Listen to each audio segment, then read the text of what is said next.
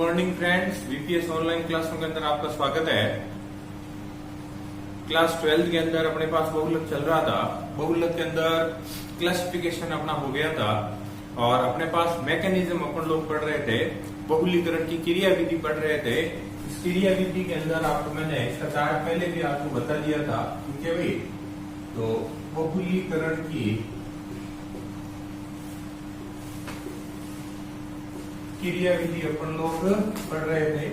इस क्रिया विधि के अंदर मैंने जैसा कि आज इससे पिछली कालांश के अंदर आपको बताया था, क्रिया विधि के अंदर कितने प्रकार की थी भाई?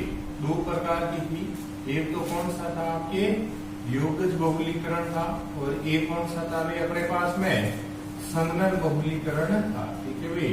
आज अपने को ये कंप्लीट कर लेना है। योगज बहुलीकरण के अंदर आपको एक बता दिया गया था, कौन सा? मुक्त मूलक योगज बहुलीकरण आपको बता दिया गया था। आज जो दूसरा है अपने पास वो कौन सा है? आयनिक योगज बहुलीकरण अपने को पढ़ना है। कौन सा पढ़ना है? आयनिक योगज बहुलीकरण अपने को पढ़ना है। और साथ में संगणन के जो 2 उदाहरण है आपके, कहा था मैंने आपके 2 उदाहरणों के अंदर आपके एक तो किसका एग्जाम्पल पढ़ना है? नाइलॉन 66 पढ़ना है और एक कौन सा पढ़ा दिया जाएगा आपको? टेरिलीन आपको पढ़ा देंगे, ठीक है भाई। तो ये आपके बहुलीकरण के अंदर है। अब इसके पिछली कालांश के अंदर आपको मुक्त मूलक योगज बहुलीकरण पढ़ा दिया गया था, शायद आपने लिखा होगा, ठीक है। अब आज अपने पास जो कौन सा है वो आयनिक योगज बहुलीकरण की बात करते हैं। और जैसा कि मैंने आपको बताया था, आयनिक योगज बहुलीकरण 2 प्रकार का आपके होता है, ठीक है भाई। तो आज का अपने पास जो विषय है वो कौन सा है? आयनिक योगज बहुलीकरण अपन लोग पढ़ रहे हैं, ठीक है। ध्यान से इसको समझें। तो अपने पास कौन सा है? आयनिक योगज बहुलीकरण या कि आयनिक योगज बहुलीकरण की बात अपन लोग करेंगे। तो जैसा कि मैंने पहले भी बताया था आपको, आयनिक योगज बहुलीकरण 2 प्रकार का होता है। एक पहला कौन सा होता है आपके? धन आयनिक योगज बहुलीकरण। पहला कौन सा है अपने पास में? पहला होता है धन आयनिक योगज बहुलीकरण और दूसरा होता है ऋण आयनिक योगज बहुलीकरण, ठीक है भाई। तो पहला कौन सा मिलेगा? धन आयनिक योगज बहुलीकरण। तो अपन लोग आज बात किससे कर रहे हैं? धन आयनिक योगज बहुलीकरण आपको समझा रहा हूं, ध्यान से इसको आप लोग समझे। तो देखिए, सबसे पहले तो एक बात बता देता हूँ, ये जो धनायनिक योगज बहुलीकरण है ये हमेशा क्या है? लुईस अम्लों की उपस्थिति में क्या होता है? संपन्न होता है।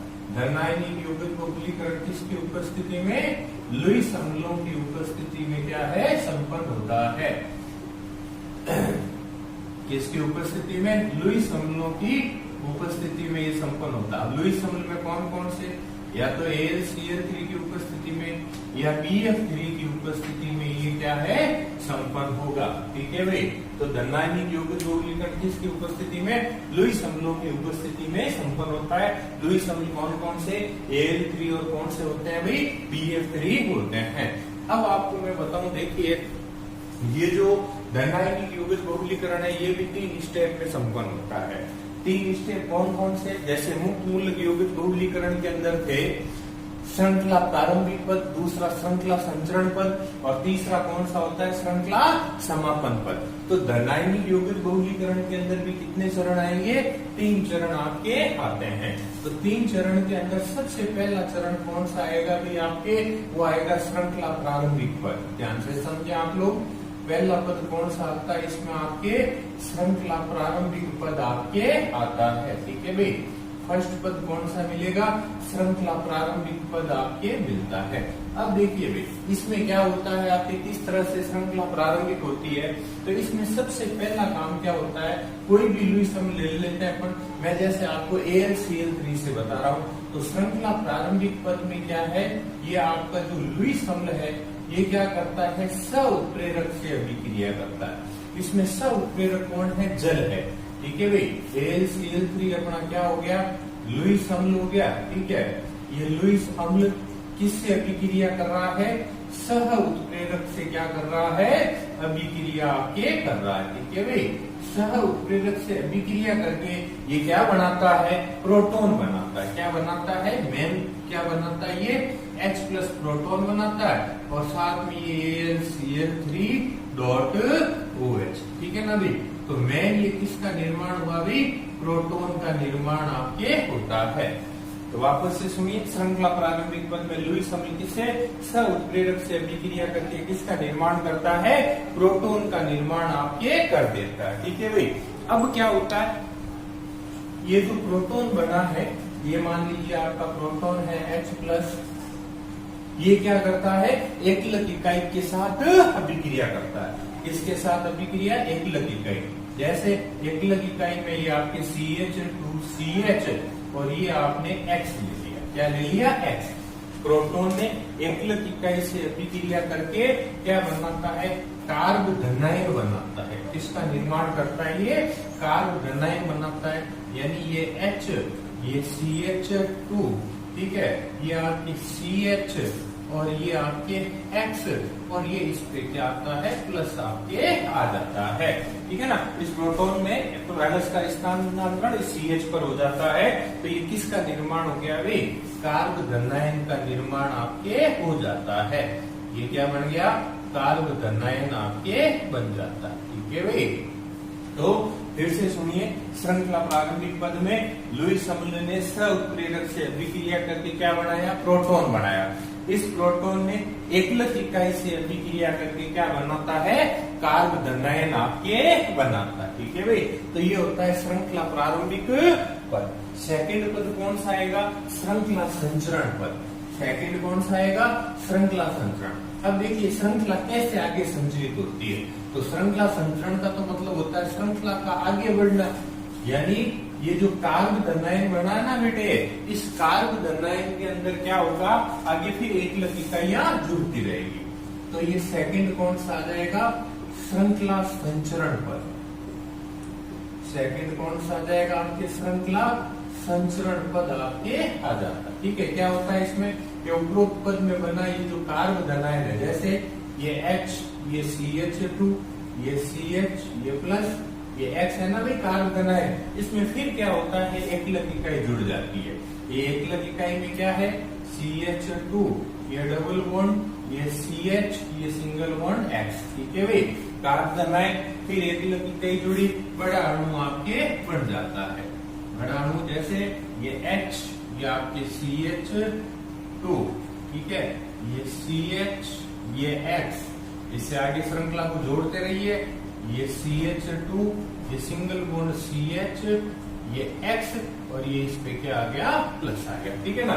जो प्लस है उसको लास्ट वाले कार्बन पर अटैच करते रहिए। और श्रृंखला को अपन लंबा कर सकते हैं, जैसे ये रहा आपका H, ये रहा CH2, ये CH, ये X, ये CH2, ये CH, ये X, ये प्लस है। इसमें फिर एकलक इकाई जोड़ दीजिए, ये फिर एकलक इकाई में आपने CH2, डबल बॉन्ड CH और ये क्या जोड़ दिया, X जोड़ दिया। तो इस तरह से जब तक ये एकलक इकाइयां होती है, श्रृंखला क्या होती रहती है, संचरित होती रहती है। आगे से आगे श्रृंखला बढ़ती रहती है। तो क्या श्रृंखला बढ़ी है आपके, ये H 1, 2, 3, 4, 5, 6 कार्बन की है। ये आपका CH2, ये CH, ये X, ये CH2, ये CH, ये X, ठीक है भाई। ये CH2, ये CH और ये आपके X, ये प्लस, ठीक है भाई। इस तरह से श्रृंखला क्या होती रहती है, आगे से आगे क्या होती रहती है, संचरित आपके होती रहती है। यानी आपकी श्रृंखला प्रारंभिक पद में जो कार्ब धनायन बना ना, उसमें एकलक इकाइयां जुड़ती रहती है और श्रृंखला क्या होती रहती है, आपके लंबी होती रहती है, ठीक है भाई। उसके बाद अब आपकी जो तीसरा पद है वो है श्रृंखला समापन पद। कौन सा है, श्रृंखला क्या होता है, समापन पद, ठीक है। याद हो तो मुक्त मूलक यौगिक बहुलीकरण के अंदर तो श्रृंखला का समापन 4 विधियों से किया था। यहाँ कोई 4 विधियां नहीं है, सीधी एक ही विधि से अपन श्रृंखला का क्या करेंगे, समापन आपके करते हैं। श्रृंखला समापन पद, ठीक है भाई। कौन सा पद आ जाएगा, श्रृंखला समापन पद आपको मिलेगा। अब क्या होता है इस पद के अंदर, देखिए मैं आपको बताऊं, धनायनिक यौगिक बहुलीकरण के अंदर श्रृंखला का या तो समापन स्वतः ही हो जाता है, यानी एकलक अणु खत्म हुआ, श्रृंखला क्या हो जाती है, समाप्त हो जाती है। और यदि श्रृंखला स्वतः समाप्त नहीं हो तो उसमें नाभिक स्नेही मिलाकर, क्या मिलाकर, नाभिक स्नेही मिलाकर श्रृंखला का क्या करते हैं, समापन करते हैं। क्या कहा मैंने, या तो श्रृंखला क्या होगी, स्वतः समाप्त हो जाती है, श्रृंखला क्या होती है, स्वतः समाप्त हो जाती है, या उसमें क्या मिलाना पड़ता है भाई, नाभिक स्नेही मिलाकर क्या करते हैं, श्रृंखला का समापन करते हैं। ठीक है, नाभिक स्नेही मिलाकर क्या करते हैं, श्रृंखला का समापन करते हैं। जैसे अब आपके पास ये रवि श्रृंखला संचरण से जो आपको पद प्राप्त हुआ है वो था H, ये आपका CH2, ठीक है, ये आपके CH, ये X, ये CH2, ये CH, ये X, ये CH2, ये CH और ये X, और ये इस पे क्या था भाई, आपका प्लस था। ठीक है, एक पद श्रृंखला संचरित का था आपके। अब इस श्रृंखला को समाप्त करने के लिए क्या मिला रहा हूँ इसमें, नाभिक स्नेही मिला रहा हूँ। नाभिक स्नेही मान लीजिए ये आपने A- क्या मिला दिया, A- नाभिक स्नेही मिला दिया। तो नाभिक स्नेही मिलाते क्या होता है बेटे, यहाँ से एक H का स्थानांतरण क्या होता है, इसके साथ हो जाता है। ठीक है ना, तो यहाँ H का स्थानांतरण होते क्या हो जाएगा, CH हो जाएगा, यहाँ क्या आ जाएगा, डबल बॉन्ड अपने पास आ जाता है। तो क्या बनेगी भी श्रृंखला, ठीक है, तो आपके ये H, ये CH2, ये CH, ये X, ये CH2, ये CH, ये X, ठीक है भाई। उसके बाद में ये आपका CH, ये CH और ये X, और ये क्या आ जाएगा अपने डबल बॉन्ड आ जाएगा, और प्लस क्या बन जाएगा, AH, प्लस क्या बन जाएगा, ये AH आपके बन जाता है। इस तरह से श्रृंखला का क्या हो जाता है, आपके समापन हो जाता है। क्या होती है आपके श्रृंखला, क्या होती है आपके समाप्त हो जाती है। तो ये कहलाता है बेटे आपके धन आयनिक योगज बहुलीकरण। क्या कहलाता है, धन आयनिक योगज बहुलीकरण आपके कहलाता है। तो कितने चरण हो गए, 3 चरण हो गए। सबसे पहला हुआ श्रृंखला प्रारंभिक पद, जिसमें आपने कार्य धनायन बनाया। फिर था श्रृंखला संचरण पद, जिसमें एकलक इकाइयां मिलाते गए, बड़ा अणु बना। और तीसरा था श्रृंखला समापन पद, या तो श्रृंखला स्वतः समाप्त हो जाएगी, या उसमें क्या मिलाएंगे, नाभिक स्नेही मिलाएंगे।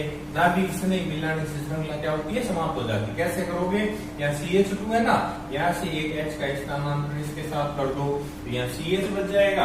संयोजकता पूरी करने के लिए क्या जाएगा, डबल बॉन्ड आपके आ जाता है। इस तरह से आपकी ये क्या होता है भाई, धन आयनिक योगज बहुलीकरण। अब इसका दूसरा प्रकार जो था बेटे, वो था ऋण आयनिक योगज बहुलीकरण। ठीक है ना, तो वो आपको स्वतः करना होगा। सेम वही तीनों पद काम में आते हैं, मैं आपको PDF भेज दूंगा, कुछ नहीं करना होगा। ये जो X है ना, इसकी जगह आपको क्या लेना है, Y लेना है, और यहाँ जहां जहां प्लस है ना, वहां क्या आ जाएगा, माइनस आएगा। क्या आएगा आपके, माइनस, क्योंकि वो क्या होता है, लुईस क्षारों की उपस्थिति में होता है। ठीक है, तो धन आयनिक मैंने बता दिया, ऋण आयनिक आप PDF में से नोट कर लेना। सिंपल है, कुछ नहीं करना, X की जगह Y करना है, और प्लस की जगह क्या होगा, माइनस, और लुईस अम्लों की वजह क्या होंगे, लुईस क्षार उसके अंदर आपके आते हैं। तो इस तरह से बहुलीकरण का जो पहला पद था वो आपके कौन सा, योगज बहुलीकरण क्या होता है, कंप्लीट हो जाता है। जिसमें देखो 2 भाग थे, मैं बार बार बोलता हूँ। पहला कौन सा था भाई, मुक्त मूलक योगज बहुलीकरण, और दूसरा था आयनिक योगज बहुलीकरण। आयनिक में आपको कौन सा बता दिया, धन आयनिक योगज बहुलीकरण आपको बता दिया गया। ठीक है ना भाई, कौन सा बता दिया गया, धन आयनिक योगज बहुलीकरण बता दिया गया। ऋण आयनिक योगज बहुलीकरण आपको खुद को देखना है। ठीक है भाई, उसके बाद में अपने पास जो नेक्स्ट है, इस तरह से अपने पास कौन सा हो गया भाई, आपके योगज बहुलीकरण की क्रियाविधि हो गई। अब अपने पास जो सेकंड है वो कौन सा है, संगम बहुलीकरण। कौन सा आपके, संगम बहुलीकरण आपके होता है।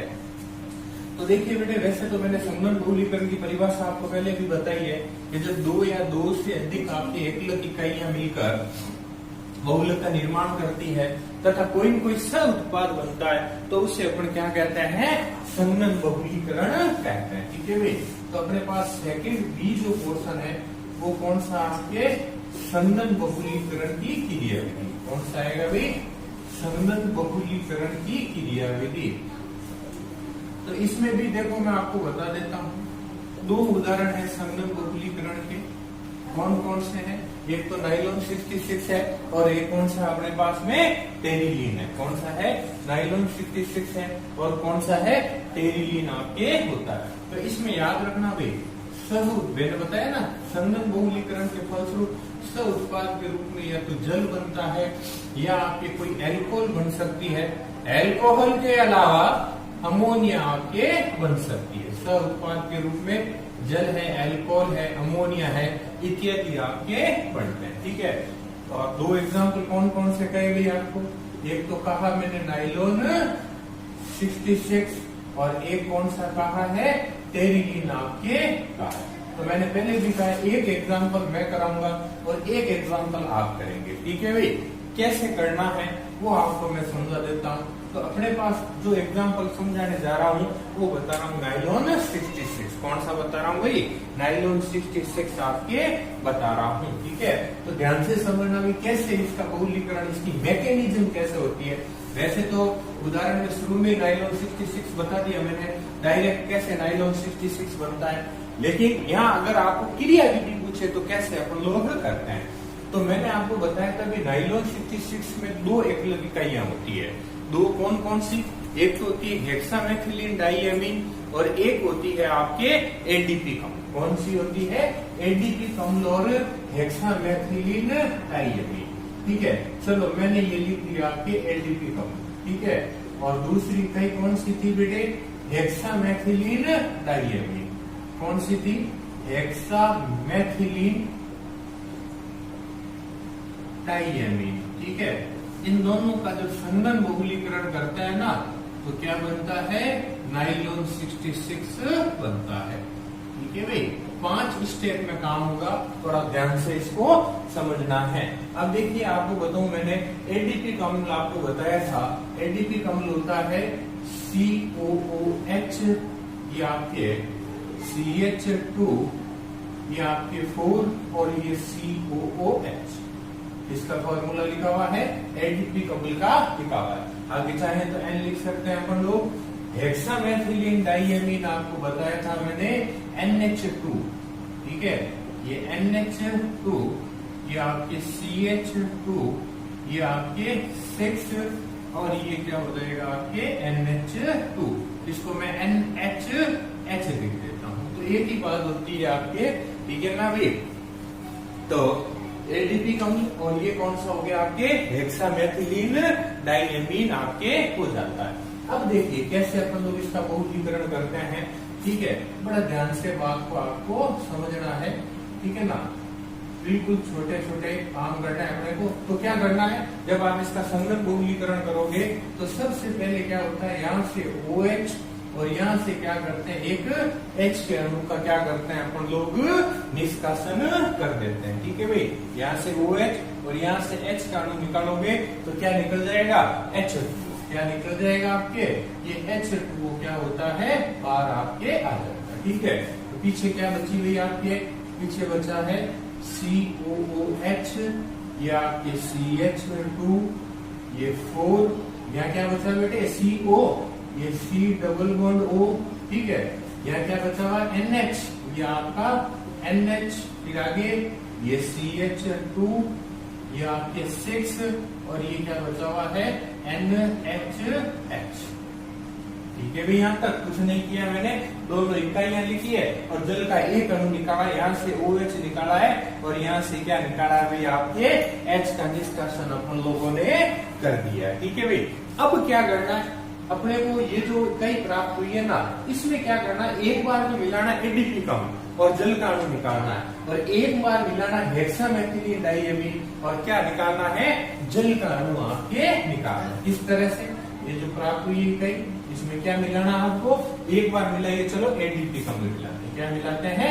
एडीपी कम्ल। एडीपी कम्ल क्या है बेटे? ये रहा COOH, ये रहा CH2, ये आपके 4 और ये रहा आपके COOH। एडीपी कम्ल की इकाई यही होती है भी आपके। क्या मिला दिया आपने? एडीपी कम्ल।